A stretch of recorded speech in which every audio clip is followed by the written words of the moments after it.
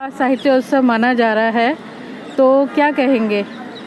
देखिए, कहा जा रहा है कि ये सबसे बड़ा है। अब तक ऐसा साहित्योत्सव नहीं मनाया गया। Festival of letters, words, poems, novels and what not.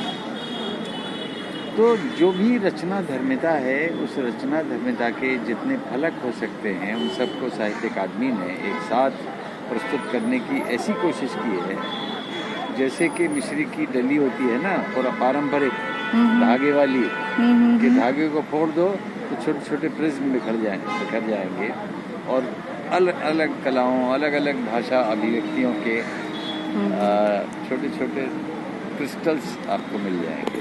तो ये जो क्रिस्टलाइजेशन है शब्दों का, लेटर्स का, वो यहाँ देखने को मिल रहा है। और मैं जिस सत्र में था वो तो आर्टिफिशियल इंटेलिजेंस के बारे में था। अच्छा।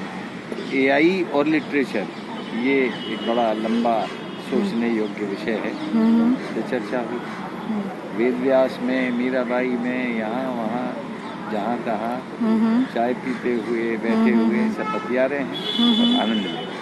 सर, आमतौर पे जब भी इस तरह के हम फेस्टिवल देखते हैं तो उसमें हर एज ग्रुप के लोग बहुत अच्छे से इसमें भाग लेते हुए दिखते हैं, लेकिन जब इस फेस्टिवल के इतर हम बात करते हैं साहित्य की, तो आम लोगों की धारणा होती है कि जो यूथ है उसका साहित्य में कम दिलचस्पी होनी शुरू हो गई है। आप भी इतने सारे प्रोग्राम्स में जाते हैं, आपका अनुभव क्या है?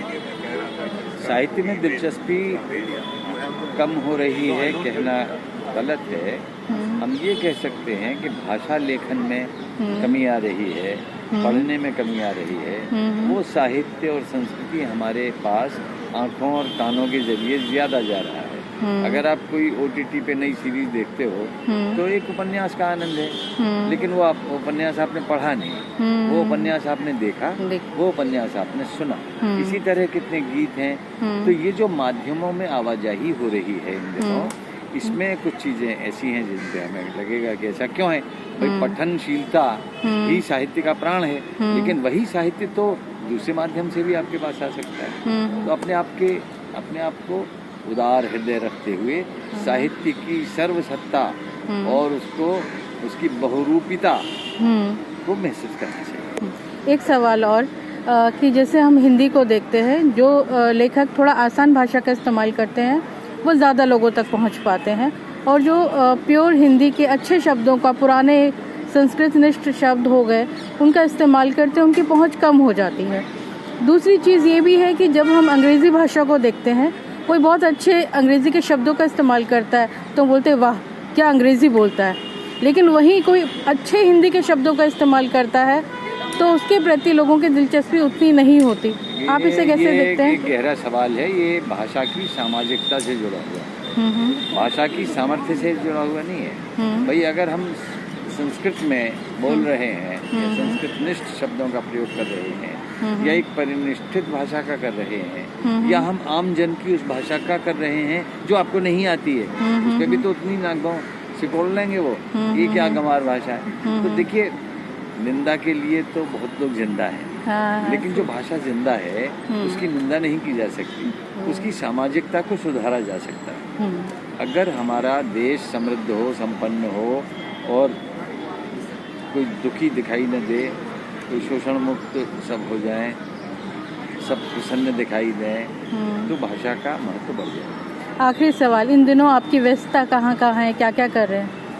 मैं, हालांकि आप तो हमारी शिष्या रही हैं, लेकिन मैं स्थायी शिष्य हूँ जो भी मुझे सिखा दे। तो इन दिनों चैट GPT पे लगा रहता हूँ। अब शिष्य तो नहीं रहे क्योंकि रिटायर हो गए हम, अन्य अध्यापक आ गए, और जो आदत है ना पढ़ाने की, वो मैं चैट GPT को सिखाता हूँ। अच्छा। वो कोई भी गलत उत्तर दे, मैं कहता हूँ ये तुम्हारी सूचना कम है, तो वो कहती है आई अपोलोजाइज फॉर दैट, कि मुझे क्षमा किया जाए कि मुझे जानकारी नहीं है। तो मैं कहता हूँ कि क्या मैं तुम्हारी जानकारी बढ़ा दूँ? तो फिर वो कहती है कि हाँ, आपने भी जानकारी बढ़ा दी। तो मैं उसे रस सिद्धांत सिखा देता हूँ। मैं उसे भाव, अनुभाव, विभाव, संचारी भाव, संयोग और सब रस निष्पत्ति के उपादानों को बता देता हूँ। उसके कान, उसकी आँखें इतनी तेज़ हैं कि उसने पूरा का पूरा सुन लिया मुझसे भाषण, और फिर मैंने किसी और से कहलवाया कि इनसे पूछना जरा संचारी भावों के बारे में। हाँ। उसने वही उत्तर दिए जो मैंने उसको सिखाए थे। अरे वाह। तो क्या है, हम कंप्यूटर को समझते हैं भगवान जी ने दे दिया हमको, ये मोबाइल भगवान जी ने दिया है, उसमें हिंदी फ़ॉन्ट्स किसने लाए, उसमें अशोक चक्रधर का भी योगदान था कि नहीं, ये कोई नहीं जानेगा, नहीं जानेगा। वो तो समझ रहे हैं बनी बनाई चीज़ें हैं, जैसे अमरूद पेड़ पे आ गया अपने आप लग गया।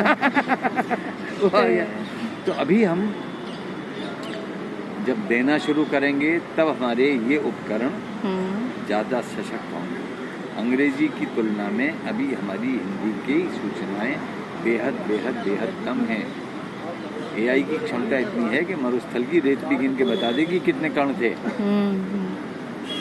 कल्पना कर सकती हो, वो पूरे तारे गिन के बता देगी कि छोर कहाँ है। अभी ज़्यादा समय नहीं लगेगा इस बात को बताने में, 5 साल बस। Thank you so much sir.